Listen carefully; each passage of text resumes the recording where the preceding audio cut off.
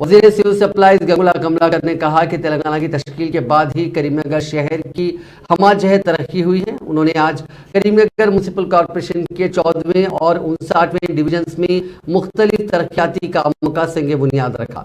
इस मौके पर उनके हमरा करीमनगर म्युनिसिपल कॉरपोरेशन के मेयर सुनील राव और मुतालिका डिविजन्स के कॉरपोरेटर्स भी मौजूद थे। इस मौके पर खिताब करते हुए वज़ीर कमलाकर ने कहा कि आने वाले दिनों में करीमनगर शहर को मजीद तरक्की दी जाएगी। उन्होंने कहा कि वो हर वक्त शहर की आवाम के लिए दस्तयाब रहते हैं और आवाम के दरमियान रहते हुए मुख्तलिफ तरक्याती कामों को अंजाम दे रहे हैं ताकि शहरियों की जरूरियात को पूरा किया जा सके। 4 సంవత్సరాలు 5 సంవత్సరాల్లో కరీంనగర్ రూపురేఖలు మార్చినామా లేదా ఒక్కసారి చూడండి. ఇటు చూసినా అభివృద్ధి, ఇక్కడ చూసినా డెవలప్మెంట్, ప్రజలు శభాషానికి విధంగా పనిచేస్తున్నాం.